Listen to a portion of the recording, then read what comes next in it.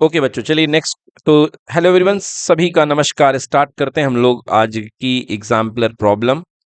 Okay, and exemplar problem में हम लोग, एग्जाम्पलर है नहीं ये, एस चांद है लखमीर सिंह। ओके, एस चांद बच्चों। तो इसमें हम लोग करते हैं कुछ अच्छे अच्छे क्वेश्चन। देखिए, सबसे पहले हम करेंगे क्वेश्चन नंबर 23। क्या कह रहा भाई साहब आपके सामने? What is change in momentum of a car weighing 1500 kilogram when its speed increases from 36 kilometre per hour to 72 kilometre per hour. बेटा ये इनिशियल स्पीड है, इसको यू बोलते हैं, और ये क्या है? वी। ओके, आपको निकालना है चेंज इन मोमेंटम। तो सबसे पहले जान लो मोमेंटम क्या होता है। मोमेंटम इज इक्वल्स टू होता है मास इनटू वेलोसिटी।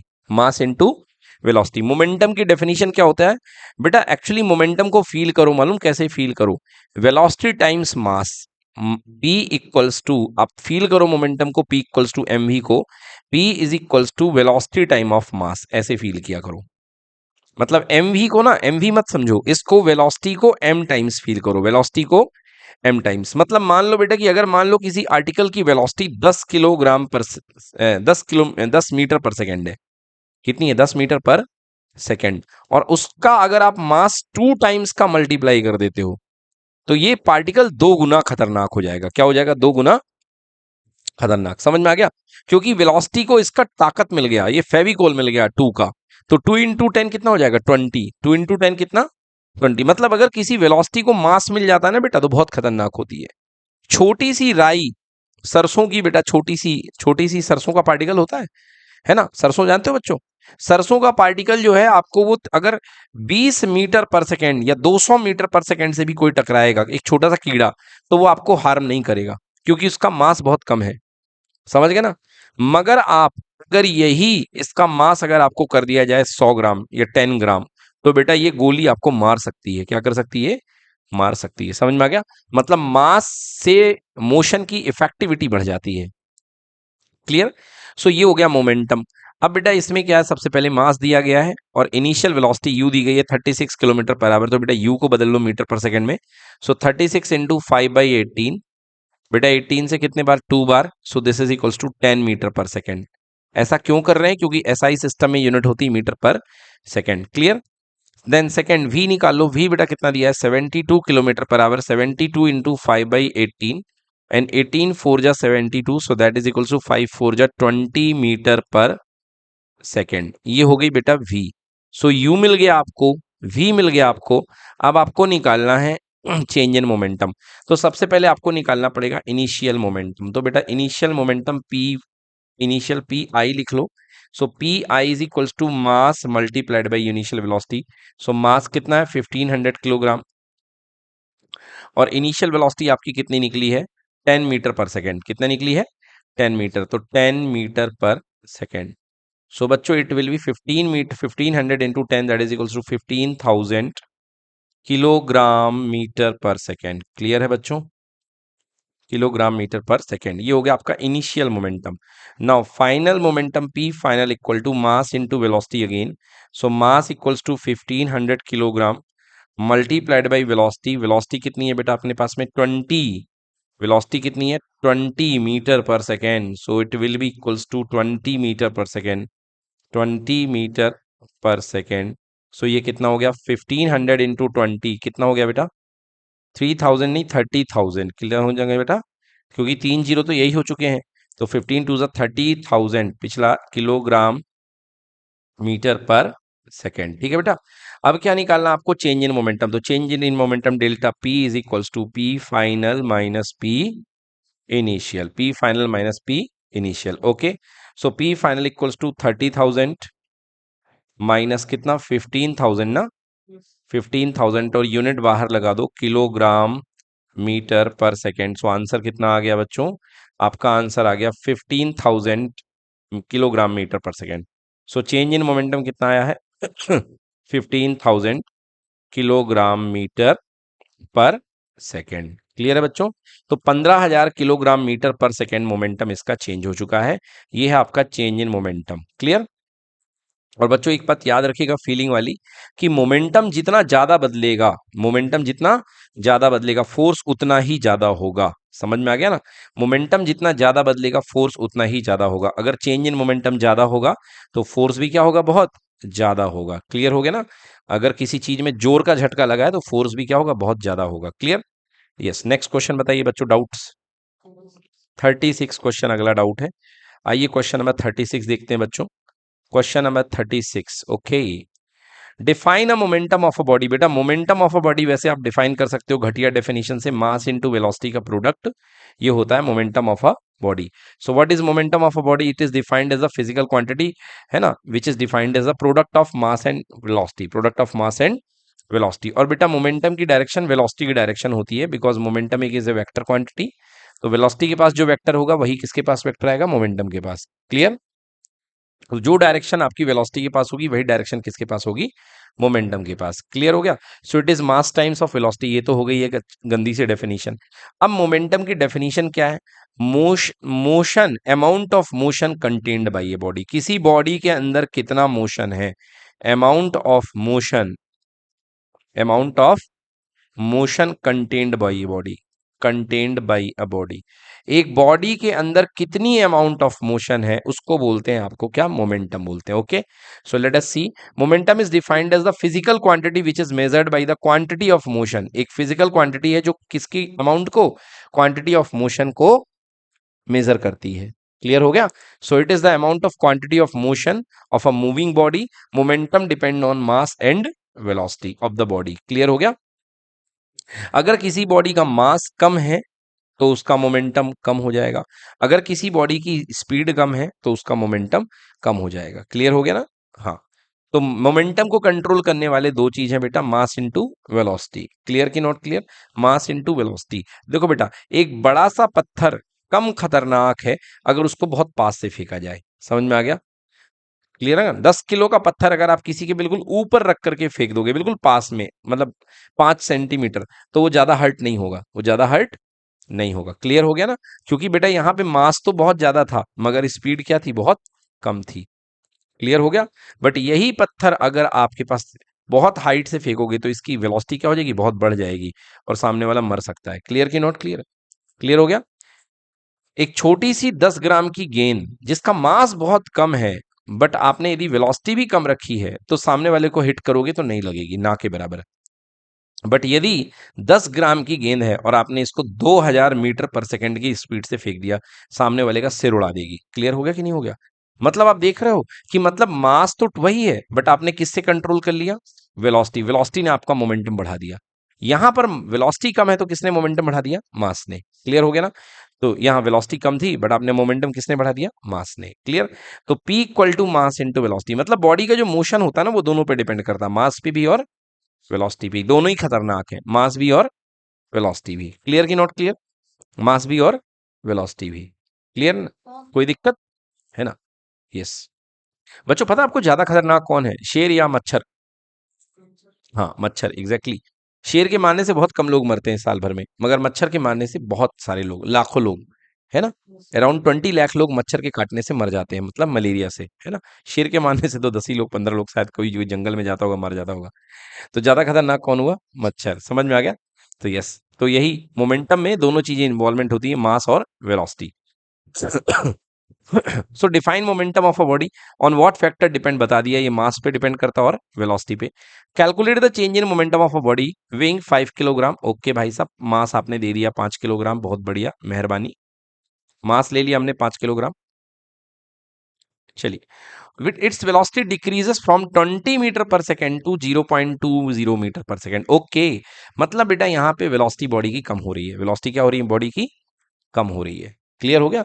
यहाँ पे वेलोसिटी बॉडी की कम हो रही है तो आपको मोमेंटम निकालना है। चलिए सबसे पहले निकालते हैं initial momentum, P1 equal to mass into velocity.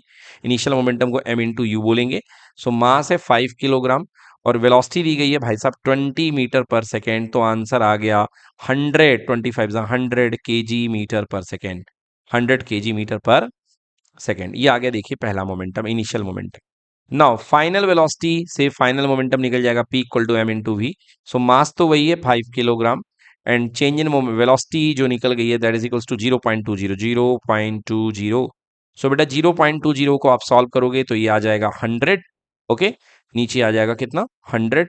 25 से 100, 100 में से 100 गया बेटा, मतलब खेल खत्म, 1 KG metre per second. Answer कितना आ गया बेटा इसका, 1 kg/s। तो ये हो गया बेटा फाइनल मोमेंटम 1 kg/s। और क्या बोला भाई साहब, कैलकुलेट चेंज बोला है। Okay, so change in momentum, change in momentum, so delta P is equals to P final minus P initial, P final minus P initial. तो भाई साहब पी आपके पास में है 1 kg/s, right, 1 kg/s, 1 kg/s minus 100 kg/s, 100 kg/s। बच्चों ध्यान दो यहाँ पे कि नई चीज सिखाऊंगा आपको। सो 1 - 100 कितना हो गया बेटा, -99, -99 kg/s। तो बेटा यहाँ पे जो चेंज इन मोमेंटम आ रहा है निगेटिव आ रहा है। चेंज इन मोमेंटम क्या आ रहा है, एंड ऑल यू नो बच्चों की जो फोर्स होता है वो होता है delta P by delta T, rate of change of momentum के इक्वल होता है कि नहीं होता। तो जब आप यहाँ पे डेल्टा पी निगेटिव रखोगे तो आपका फोर्स भी क्या बनेगा, निगेटिव बनेगा। बिल्कुल सही, मतलब यहाँ पे फोर्स निगेटिव है, मतलब रिटार्डेशन हो रहा है। फोर्स क्या हो रहा है, रिटार्डेशन। क्लियर कि नॉट क्लियर, क्योंकि फोर्स निगेटिव कब हो सकता है भाई साहब, फोर्स का फॉर्मूला होता है मास इनटू एक्सेलरेशन। अब मास तो हर वैल्यू में पॉजिटिव होता है, तो फोर्स अगर निगेटिव आ रहा है तो किसको निगेटिव होना पड़ेगा, एक्सेलरेशन को, तभी तो आंसर निगेटिव आएगा। तो यहाँ पे फोर्स निगेटिव होगा क्योंकि एक्सेलरेशन निगेटिव होगा, मतलब रिटार्डेशन होगा। Clear, so answer change in momentum equal to कितना, -99 kg/s। डन।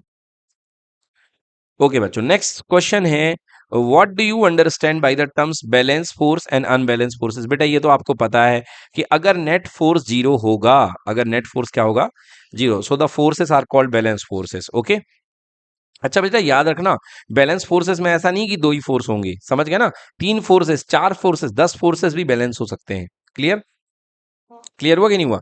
जैसे मान लो बेटा एक बंदा है, अब इसको तीन लोग खींच रहे हैं यहां से पकड़ करके इस तरीके से, और इनके ये तीनों के फोर्सेस इक्वल है 120 डिग्री पे। बेटा ये भी 120 डिग्री पे है, ये भी 120 डिग्री पे है, और ये भी कितने डिग्री पे है, हाँ ये भी बेटा 5 न्यूटन से, ये भी 5 न्यूटन से, और ये भी कितना है, 5 न्यूटन से। आपको पता है बेटा इसको कोई असर नहीं होगा, इसको कोई असर नहीं होगा। क्लियर, क्योंकि ये बैलेंस फोर्सेस हैं। क्या है ये, बैलेंस फोर्सेस। क्लियर हो गया। तो अगर एक पत्थर को तीन लोग ऐसे खींचेंगे ना, बिल्कुल सेम फोर्स है, पत्थर टस से मस नहीं होगा।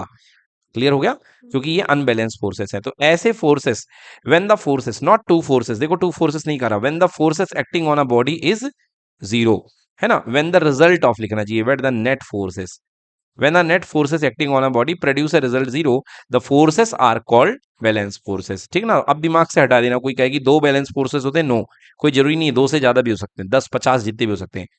Pressing a balloon between the hands is an example of balance force. जब भी आप बेटा बैलून को प्रेस करते हो तो आप अपनी दो हथेलियों के बीच में बिल्कुल सेम फोर्स लगाते हो। क्लियर कि नॉट क्लियर, है ना, जितना इधर लगाओगे उतना इधर लगाओगे ऑटोमेटिकली। क्लियर कि नॉट क्लियर, हाँ, तो इसको आप क्या बोलते हैं बेटा, बैलेंस फोर्स। क्लियर हो गया।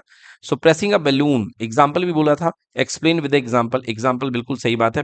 अगर आप किसी बैलून को प्रेस करते हो तो आप क्या लगाओगे, बैलेंस फोर्स लगाओगे। ठीक है ना।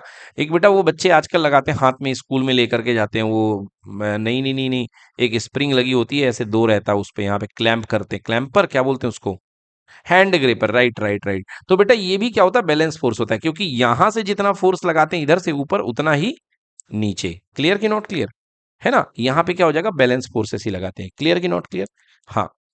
तो याद रखना कि अगर कोई बॉडी पहले भी रेस्ट में थी और बाद में भी रेस्ट में है, मतलब उसका एक्सलेशन कितना है, जीरो, तो वो बैलेंस फोर्स ही लग रहे हैं। क्लियर कि not clear, yes is an example of balance forces when the forces, what are the type of forces, अच्छा when the forces on a body is not zero, the forces are called unbalanced force. Press pushing a toy car is an example of unbalanced force in which car start to move as there is unbalanced forces acting on it। हाँ बिल्कुल सही बात है, आप एक toy car को धक्का दे रहे हो भाई साहब, ये देखिए एक टॉय कार है और आपने क्या कर दिया, टॉय कार को धक्का दे दिया। ठीक है बेटा, तो यहां पर आपने बैलेंस फोर्स यहां पर आपने एक फोर्स लगाया, बोलो लगाया कि नहीं लगाया। यहां पर आपने मान लो 10 न्यूटन का फोर्स लगा दिया, कितने न्यूटन का, ज्यादा से ज्यादा कार का फ्रिक्शन लगेगा बेटा पीछे की ओर, और वो इतना बड़ा तो होगा नहीं, ये 2 न्यूटन का छोटा सा फ्रिक्शन लगेगा, लगेगा नहीं लगेगा, लगेगा कि नहीं लगेगा। तो 2 न्यूटन है तो बेटा नेट कितना बन गया, नेट तो बेटा 8 न्यूटन ही बना, और एक ही डायरेक्शन में बना। क्लियर कि नॉट क्लियर, तो यहाँ पे नेट फोर्स जीरो नहीं है, इसलिए ये फोर्सेस क्या होंगे, अनबैलेंस फोर्सेस। क्लियर कि not clear, yes, forces acting on it when a rubber ball is pressed in our hand, हाँ, फोर्स एक्टिंग ऑन इट, तो ये हो गया अपने अनबैलेंस फोर्स। ठीक है ना। The example of unbalance force in the car start to move as there is unbalance force on it, B part. B part क्या है question, What are the type of forces balance and unbalance act on a rubber bar when it is placed in between two hand? भाई simple है भाई साहब, दो हाथों के बीच में आप रबर बॉल को दबा रहे हो, कौन सा फोर्स है ये, बैलेंस है। What effect on produce in the ball? अगर आप दोनों को दबाओगे तो क्या इसमें कोई एक्सेलरेशन होगा, नहीं, है ना। सो when a rubber ball is pressed between our hands, a balance forces act it on, therefore there is no change in its shape, there is no change in its shape. भाई ऐसा तो नहीं है कि चेंज नहीं होगा, change हो सकता है, और बैलेंस फोर्सेस ही चेंज कराते हैं, तो नो काट दीजिए यहाँ पे, there is change in its shape. अगर आप रबर बॉल को दबाओगे और दोनों बैलेंस फोर्स हैं तो क्या होंगे, शेप चेंज हो जाएगा, क्लियर। और शेप चेंज होना केवल बैलेंस फोर्सेस में ही होता है, अनबैलेंस फोर्सेस शेप चेंज नहीं करते हैं, बैलेंस फोर्स ही शेप चेंज कर सकते हैं। So this is the okay guys, next question 41, when a toothpaste tube is squeezed, shape changes, the force responsible for this an example of, yes भाई साहब देखो, कह रहा है कि जब आप एक टूथपेस्ट को पीछे से दबाते हो तो बताइए को ये स्क्वीज करते हो तो कौन सा फोर्स लगता है। भैया जैसे ही टूथपेस्ट को दबाते हो एक तरफ से दबाते हो, यस और नो, इसका अंदर का पूरा मसाला निकल करके भाग देता बाहर भाई साहब, मतलब मोशन स्टार्ट हो जाती पार्टिकल की, यस और नो। और जब भी मोशन, पहले क्या था, रेस्ट था, क्या गया, रेस्ट, और बाद में क्या हो गई, मोशन, रेस्ट से मोशन मतलब एक्सेलरेशन की, बल्ले बल्ले, इसका मतलब कौन सा फोर्स होगा, अनबैलेंस फोर्स। क्या हो जाएगा बेटा, अनबैलेंस फोर्स। बैलेंस फोर्स यहां पे नहीं हो सकता क्योंकि मोशन आ गई है, पहले रेस्ट में था और फिर क्या आ गया है, मोशन आ गया है, क्लियर हो गया, क्लियर हो गया ना। तो यहां पे कौन सा फोर्स होगा बच्चों, बैलेंस फोर्स, ठीक है, डन।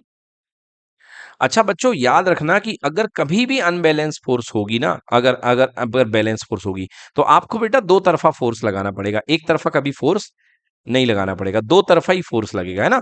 आप देखो यहां पर जो है, आपने यहां पर अगर आप जो है कुछ इस तरीके से यदि आप वर्क कर रहे हैं कि आपके पास में पेस्ट है इस तरीके से, और आप मोशन को बिल्कुल नहीं होने दे रहे हैं, मतलब जितना आप फोर्स यहां से लगा रहे हैं उतना फोर्स यहां से लगा रहे हैं, मतलब पेस्ट बेचारा फंसा हुआ है इन दोनों फोर्सेस के बीच में, तब यहां पर कैसा फोर्स हो जाएगा, बैलेंस, क्या हो जाएगा, बैलेंस। बट यदि मोशन हो रही है तो कौन सा फोर्स होगा, अनबैलेंस, क्लियर बच्चों।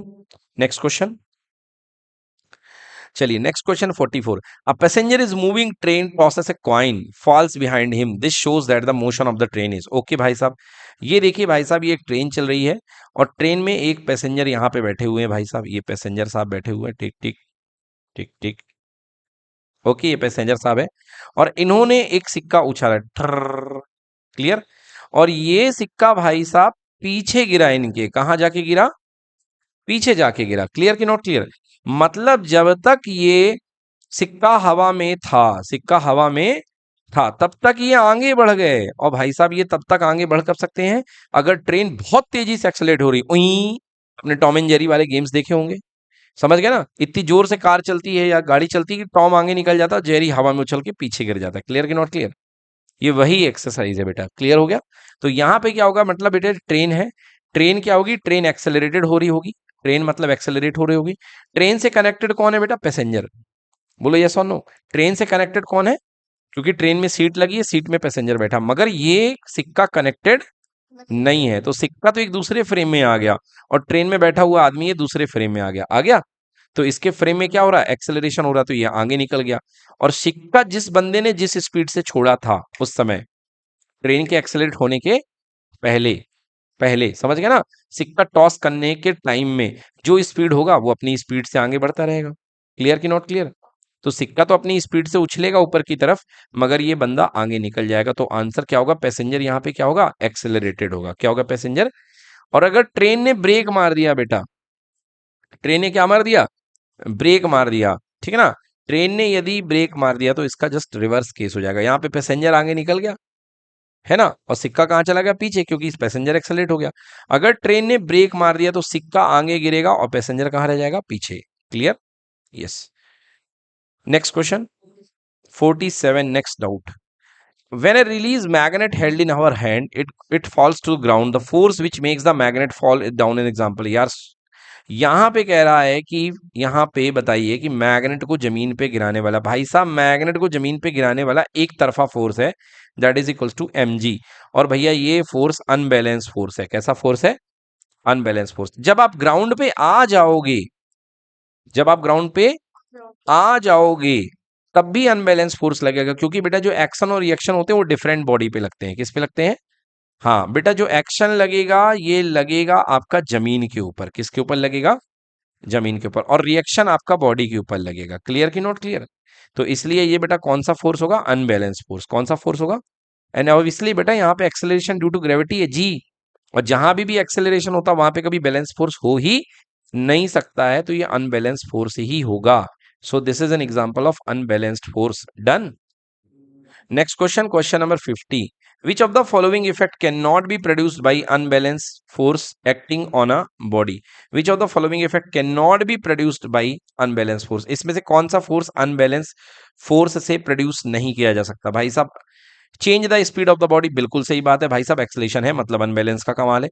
Change the shape of the body, हाँ ये बैलेंस का कमाल है। क्या है? बैलेंस का कमाल है। आपको मैंने बताया था शेप कौन चेंज करता है? बैलेंस फोर्स की unbalance force? Balance force. Change कौन करता है शेप? Balance force. डायरेक्शन कौन चेंज करता है? एक्सेलरेशन चेंज करता है मतलब unbalance force. State rest of the body, state of rest of the body, change in state of rest, भाई साहब मोशन में लाओगे मतलब जीरो को हीरो बनाओगे, रेस्ट को मोशन में ले जाओगे तो कौन आएगा? एक्सेलरेशन। और जहां एक्सेलरेशन है वहां पे अनबैलेंस फोर्स। क्लियर? तो आंसर यहाँ पे क्या होगा? Only shape of the body. किसका काम है बेटा? बोलो। बैलेंस फोर्स का है ना। कैन नॉट लिखा है कि अनबैलेंस नहीं कर पाएगा, मतलब बैलेंस कर पाएगा। क्लियर? क्लियर की नॉट क्लियर? यस। चलते हैं अगला क्वेश्चन बच्चों, डाउट है question number 11। Okay, what is force which produce an acceleration of 1 metre per second square in a body of 1 mass 1 kilogram mass? So simple बच्चों, for उसका formula होता है force equal to mass into acceleration. Body यहां दी गई है बेटा 1 kilogram की, और एक्सेलेरेशन आप उस बॉडी को दे रहे हो कितना? 1 metre per second square. Clear की not clear? So this is equals to 1 kilogram metre per second square हो जाएगा। This is called 1 newton. ये 1 न्यूटन की डेफिनेशन ही है बच्चों, मैंने आपको क्लास में पढ़ाई थी। Okay, when 1 newton is said to be done, okay 1 newton force कब अप्लाई होगा? If a body of mass 1 kilogram is accelerated by 1 metre per second square, then the amount of force exerted on the body is said to be 1 newton. Done. Next question, of action is always equal to reaction, explain why a cart pulled by the horse can be moved. Okay, pulled by a horse can be moved। देखो भाई साहब, कह रहा है कि भाई साहब action जो होता है इक्वल टू रिएक्शन होता है। अब एक्सप्लेन करो कि कार्ड जो है हॉर्स खींचता है इसको, वो मूव कर पाता है। तो सबसे पहले भाई साहब आप हॉर्स के पैरों को देखो, और यहां से ये हॉर्स का पूंछ है, राइट, और ये हॉर्स आगे है, और यहां से वैगन कसी हुई है। बोलो क्लियर की नॉट क्लियर? ओके, क्लियर है।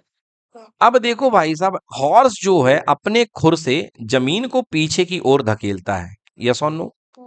जमीन को पीछे की ओर क्या करता है? धकेलता है। दोनों पैरों से जमीन को पीछे की ओर धकेलता है। तो ये हो गया हॉर्स का एक्शन। क्या हो गया? हॉर्स का एक्शन, जमीन पे लगने वाला एक्शन। क्लियर की नॉट क्लियर? अब एज एक्शन इसको वापस उसी साइड में उतना ही रिएक्शन मिलेगा। बोलो मिलेगा कि नहीं मिलेगा?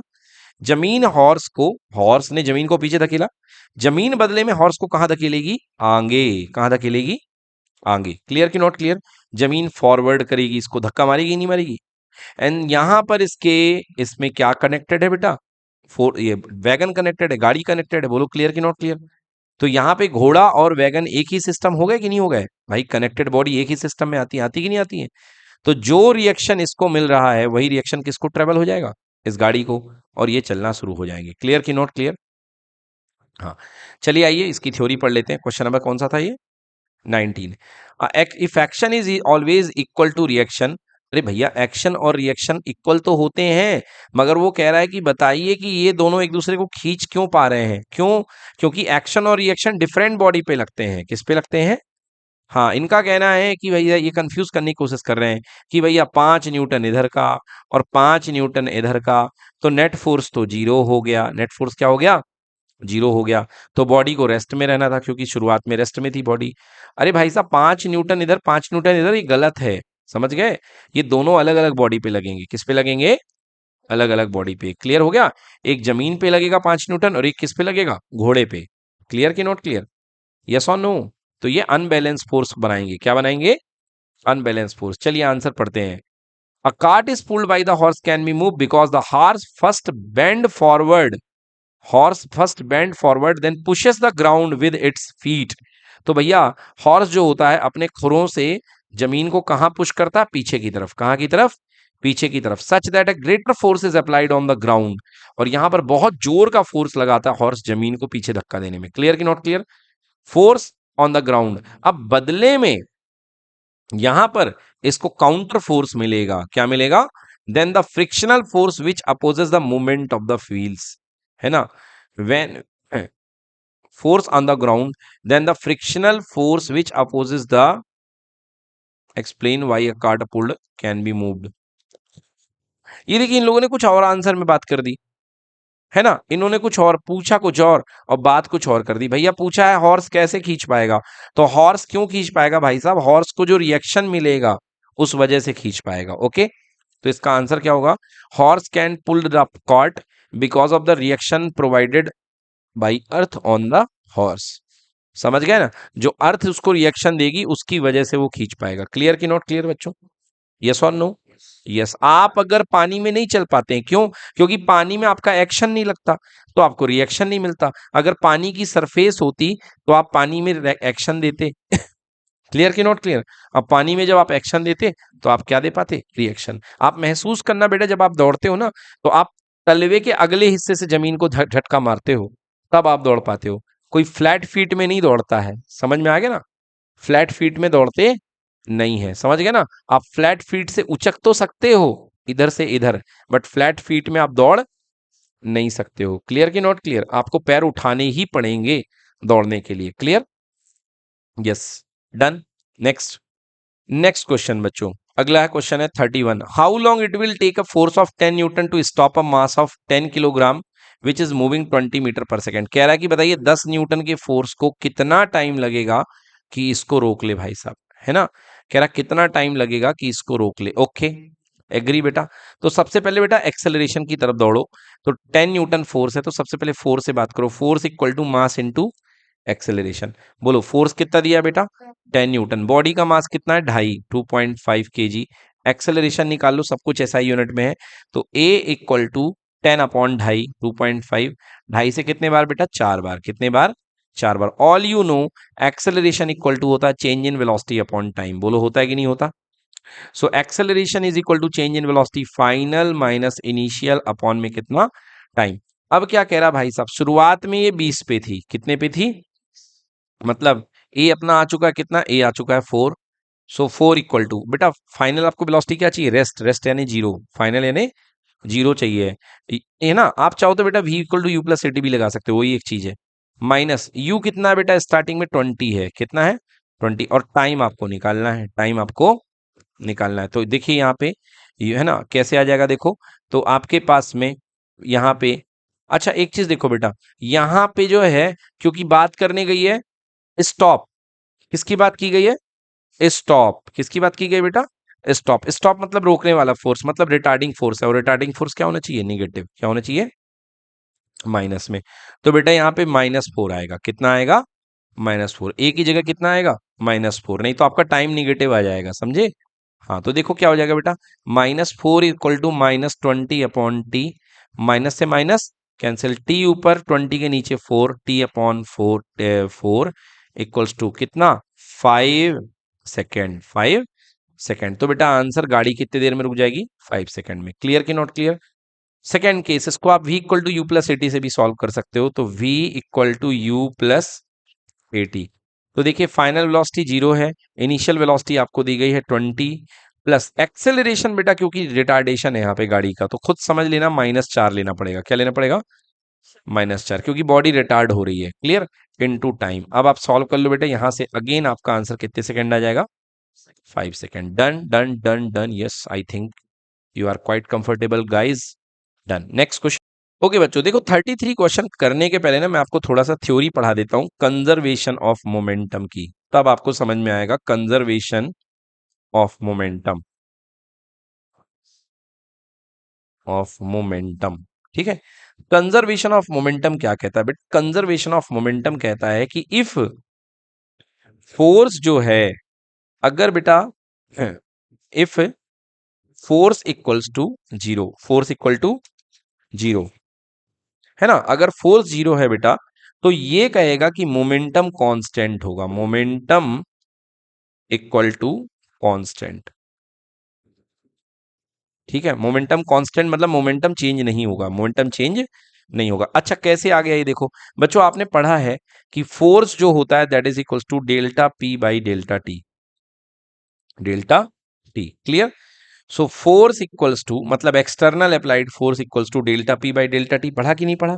तो delta P is equals to P two minus P one upon change in time delta T. Clear?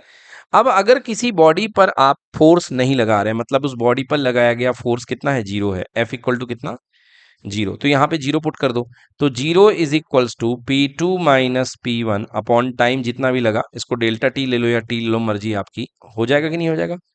क्योंकि भैया फोर्स आपने क्या कर दिया, जीरो। आपने एक सिस्टम पे कोई फोर्स नहीं लगाया, आपने सिस्टम पे कोई फोर्स नहीं लगाया। सो बेटा डेल्टा टी जीरो के साथ चला गया, जीरो बन गया, that is equals to P two minus P one. तो पी वन को यहां ले जाओ बेटा, तो आंसर आ गया देखो P one equal to P two. Clear की नॉट क्लियर? मतलब यदि आप किसी बॉडी पर, किसी सिस्टम पर, बॉडी मत कहिए, सिस्टम पर यदि फोर्स नहीं लगा रहे हैं, सिस्टम पर आपका लगाया गया एक्सटर्नल फोर्स कितना है, जीरो है, तो बॉडी उस सिस्टम का मोमेंटम क्या रहेगा, रिजर्व रहेगा। मतलब जितना इनिशियल मोमेंटम है उतना ही फाइनल मोमेंटम है। क्लियर की not clear? So initial momentum of the system equal to final momentum of the system. Clear? इसको आप कैसे डिफाइन कर सकते हो, आप लोग लिख लो कॉपी में, very important. If external applied force, if external applied force on a system is zero, if external applied force on a system is zero, then momentum, what, momentum of the system remains, what remains, remains conserved my dear, remains conserved। ठीक है ना? फिर इस system क्या रहेगा, conserve रहेगा। मतलब P initial जो होगा वही किसके इक्वल होगा, पी फाइनल। सिस्टम का मोमेंटम चेंज नहीं होगा, सिस्टम का मोमेंटम चेंज नहीं होगा। मतलब इफ अगर आपका एक्सटर्नल अप्लाइड फोर्स जीरो है, सिस्टम के ऊपर एक्सटर्नल अप्लाइड फोर्स क्या है, जीरो है, तो initial momentum of the system, P initial of system equal to P final of system, ये कहलाता है आपका conservation of momentum, conservation of momentum. Clear की नॉट क्लियर? जैसे समझो बेटा, इसका कहने का मतलब सिंपल ऐसा है, इस तरीके से समझो। मतलब मान लो बेटा एक कमरे के अंदर दो बच्चे थे, एक ए था और एक बी था, एक ए था और एक बी था। अगर बाहर से सिस्टम के ऊपर कोई मदद नहीं की गई और ए और बी के पास टोटल पैसे हैं 100 रुपए, कितने रुपए हैं, 100 रुपए। इसके पास 50 थे और इसके पास भी क्या थे, 50 थे। शुरुआत में कितने थे, 50 प्लस 50 थे, बोलो हाँ। अब अंदर ये कुछ भी करें बेटा, ये हो गया, मान लो एक के पास 80 हो गया, 80 हो गया, और दूसरे के पास कितना बचेगा, 20। तो बताइए टोटल पैसा पहले और टोटल पैसा बाद में अभी भी 100 है कि नहीं है? समझ में आ गया? ऐसे ही अगर सिस्टम के अंदर कोई दो बॉडीज हैं या जितनी भी है, दो से ज्यादा भी हैं, क्लियर हो गया ना? अगर आप बाहर से फोर्स नहीं लगा रहे हो, एफ एक्सटर्नल कितना है, जीरो, एफ एक्सटर्नल कितना है, जीरो। तो जितना मोमेंटम पहले होगा, जितना मोमेंटम पहले, पी इनिशियल और क्या होगा, पी फाइनल। क्योंकि आपको पता है बच्चों की मोमेंटम को बदलने का काम केवल कौन करता है, फोर्स। कौन करता है? जब आप फोर्स ही नहीं दोगे तो क्या मोमेंटम चेंज होगा, नहीं होगा। मतलब P initial equal to P final. Clear की नॉट क्लियर? तो इसको इस तरीके से पढ़ा जाता है बेटा। मान लीजिए एक सिस्टम के अंदर दो बॉडी थी, एक पहली बॉडी m1 और दूसरी बॉडी m2। पहली बॉडी की स्पीड u1 थी और दूसरी बॉडी की स्पीड क्या थी, u2 थी। समझ में आए? बिना फोर्स लगाए, बिना बाहर फोर्स लगाए इनके बीच में टक्कर फक्कर हुई, जो भी हुआ, मतलब मगर आपने कुछ फोर्स नहीं लगाया। एफ एक्सटर्नल इक्वल टू कितना, आपने बाहर से कोई मदद नहीं करी। अब इसके बाद ये लोग नए ढर्रे पे पहुंच गए, नए सिस्टम पे पहुंच गए, नई वेलोसिटी पे। m1 वेलोसिटी कितनी, v1, और m2 वेलोसिटी कितनी, v2। क्लियर की नोट क्लियर? तो भैया ये पहले का मोमेंटम कितना था, p इनिशियल इक्वल टू कितना था, पहला momentum m1 u1 plus m2 u2, और फाइनल मोमेंटम कितना हो जाएगा, m1 v1 plus m2 v2। Clear की नोट क्लियर? तो ये कहता है कंजर्वेशन ऑफ मोमेंटम कि P इनिशियल P फाइनल के इक्वल होगा, मतलब m1u1 plus m2u2 equal to m1v1 plus m2v2। Clear की नॉट क्लियर? ये आपका रूल है कंजर्वेशन ऑफ मोमेंटम का। क्लियर की नॉट क्लियर? कोई दिक्कत? हाँ, तो अगर आप सिस्टम में आपके पास उस तरीके से है तो इनिशियल मोमेंटम फाइनल मोमेंटम के क्या होगा? इक्वल। बेटा अभी हम लोगों ने दिवाली मनाई, अब दिवाली का केस देखो आप। बेटा ये पटाखा था, इसका मास था m1। क्या था इसका मास में? m1। क्लियर की नॉट क्लियर? और इस पटाखे के ऊपर आपने बड़ा सा डिब्बा रख दिया, इसका मास कितना था? m2। बोलो यस और नो। शुरुआत में बेटा इस पूरे सिस्टम का मोमेंटम कितना है? जीरो है। कितना है? जीरो। बोलो यस और नो। इसका मोमेंटम कितना है? जीरो, क्योंकि कोई मोशन नहीं कर रहा है, कोई मोशन नहीं कर रहा है। क्लियर? अब बेटा पटाखा फूटा, ब्लास्ट हुआ। क्लियर की नॉट क्लियर? तो पटाखा जैसे ही फूटा, ब्लास्ट हुआ बेटा, तो अब अगेन बेटा इसका मोमेंटम जीरो ही रहेगा। बट कैसे? देखो, ये अगर ये अंदर बम है और इसके ऊपर बेटा m1 मास का बम है और m2 मास का क्या इसका बॉक्स है। क्लियर? तो अगर बम इधर की ओर भागेगा +5 की स्पीड से, तो पटाखा इधर की ओर भागेगा कितने की स्पीड से? -5 की स्पीड से। क्लियर की नॉट क्लियर? अब देखो यदि मैं इसको दिखाऊं आपको, सो m1, अब एक्चुअली बेटा m1 m2 हमको इक्वल लेना पड़ेगा यहां पर समझाने के लिए, तो दोनों का मास mm ले लो आप। तो देखो m फर्स्ट क्या है अंदर, ये पटाखा है विद स्पीड जीरो, रेस्ट में था ना, और दूसरा भैया बॉक्स है, इसकी स्पीड भी कितनी? जीरो। यस और नो? इक्वल्स टू, बेटा मास m1 है, वेलोसिटी कितने से? 5 से, एंड मास m2 वेलोसिटी कितनी? -5 से। समझ में आया कि नहीं आया? तभी तो ये जीरो प्रोड्यूस करेंगे, तभी क्या प्रोड्यूस करेंगे? जीरो। क्लियर? मतलब इनिशियल मोमेंटम हमेशा फाइनल मोमेंटम के क्या होगा? इक्वल। अच्छा आप ध्यान से देखो, आपने यहाँ पे कोई भी एक्सटर्नल फोर्स नहीं लगाया है, आपने आग छुआई है, आग बम में, तो आग लगाना कोई एक्सटर्नल फोर्स नहीं कहलाता है। क्लियर हुआ कि नहीं हुआ? चलिए आइए अब देर ना करते हुए इस क्वेश्चन को कर देते हैं। आइए देखते हैं कैसे करते हैं।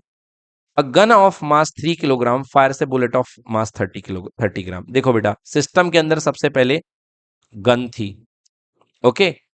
ए gun of mass 3 kilogram fires a bullet of 30 gram. तो भैया सबसे पहले एक है मास ऑफ गन, ठीक है ना? हाँ, 30 ग्राम।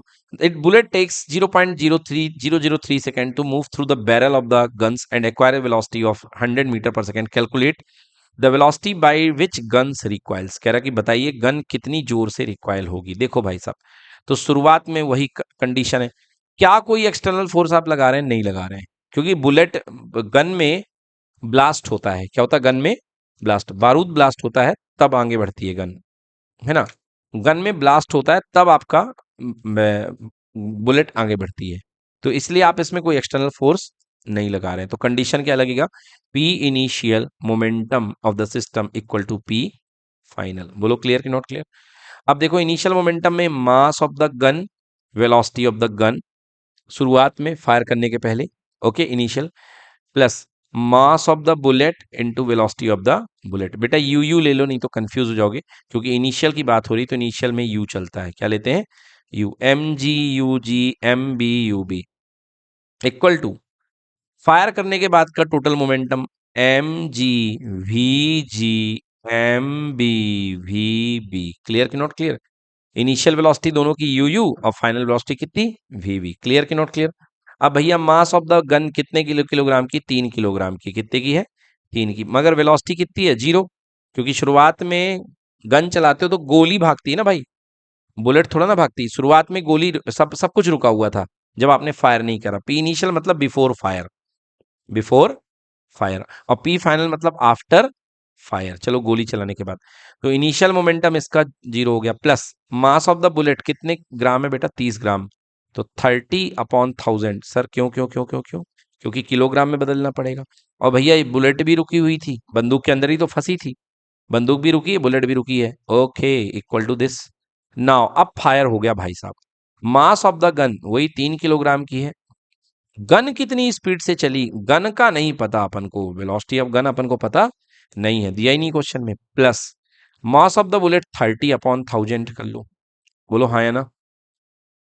वेलोसिटी ऑफ द बुलेट दी गई है 100 metre per second, 100 metre per second, ये हो गया 100। चलो ये इतना कितना हो गया, 0 इक्वल्स टू 3 VG। और भाई साहब ये 3 जीरो से 1 2 3 0 क्या हो गया, कैंसिल। क्लियर कि not clear.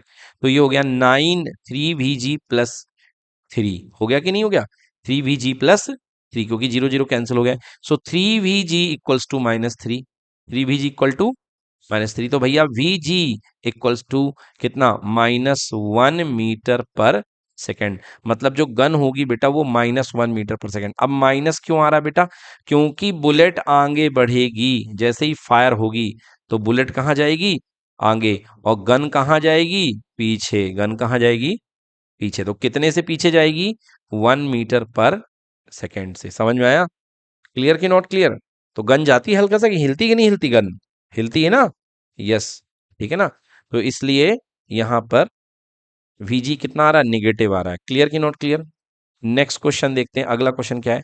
The force exerted on the gunman due to recoil of the gun. Okay, force exerted निकालना है भाई साहब। Force equal to mass into acceleration होता है, force equal to mass into acceleration. Time दिया गया है क्या, time time time time time तो दिया नहीं भाई साहब आपने, आपको हमको टाइम देना पड़ेगा।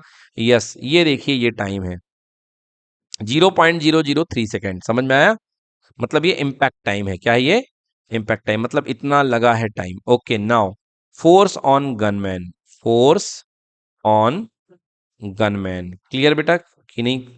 फोर्स ऑन गनमैन मतलब भैया गन की बात करेंगे, तो force on gunman, force equal to mass into acceleration, mass into acceleration. बेटा किसका निकालना है, गन का। किसका निकालना है, गन का। Now mass of the gun, बेटा 3 किलोग्राम की गन है ना। मास इनटू एक्सलेशन, तो यहाँ पे गन कितने की है, 3 किलोग्राम की है, ठीक है ना। तो यहाँ पे अपन ने रख दिया 3 किलोग्राम। बोलो क्लियर कि not clear. Yes, acceleration equal to होता है change in velocity upon time, V minus U upon कितना, T। होता है कि नहीं होता, एक्सलेशन इक्वल टू होता है change in velocity upon time. देखिए शुरुआत में गन रुकी हुई थी, राइट और रॉन्ग, शुरुआत में गन क्या थी, रुकी हुई थी। नाउ फाइनल वेलोसिटी गन की कितनी हो चुकी है, -1 metre per second, -1 metre per second. Clear कि नॉट क्लियर। तो गन की फाइनल वेलोसिटी यहां पे रख देता हूं मैं कितना, -1, राइट। अपॉन में टाइम कितना है, 0.003, टाइम कितना है, 0.003। क्लियर कि नॉट क्लियर। अच्छा बेटा आप इस माइनस साइन को यहाँ पे हटा सकते हो, मालूम क्यों, क्योंकि ये माइनस यहाँ पे इसकी डायरेक्शन बता रहा है कि गन पीछे जाएगी। गन कहाँ जाएगी, पीछे जाएगी। समझ में आ गया ना। तो अगर आप माइनस रख दोगे ना, फोर्स की डायरेक्शन आ जाएगी, किसकी आ जाएगी, फोर्स की, फोर्स भी पीछे लग जाएगा, कोई दिक्कत नहीं है। चलो, तो -3, यहाँ पे -3 हो जाएगा, बिकॉज 3 इंटू -1 -3। अब यदि इसको तुम ब्रेक करोगे बेटा डेसिमल में, तो ऊपर क्या बोलो, 1000 टूटेगा कि नहीं टूटेगा, और नीचे में क्या, 3, तो 3 से 3 क्या हो गया, कैंसिल। आंसर -1000। फोर्स निकाल रहे हो मतलब किस में आएगा, न्यूटन में आएगा। किस में आएगा, न्यूटन में आएगा। बोलो क्लियर कि नॉट क्लियर। तो यहाँ पे फोर्स कितना आ गया, 1000 न्यूटन। अब हमारे में माइनस क्यों आया है, क्योंकि हमने वेलोसिटी की डायरेक्शन ले ली है। किसकी डायरेक्शन, वेलोसिटी की। तो फोर्स मतलब बैकवर्ड लगेगा, फोर्स भी कहाँ लगेगा, बैकवर्ड। समझ में आ गया। तो हमारा फोर्स भी विद डायरेक्शन आ चुका है। समझ में आया बच्चों की नहीं आया। कौन आया, भैया आए हैं, चलो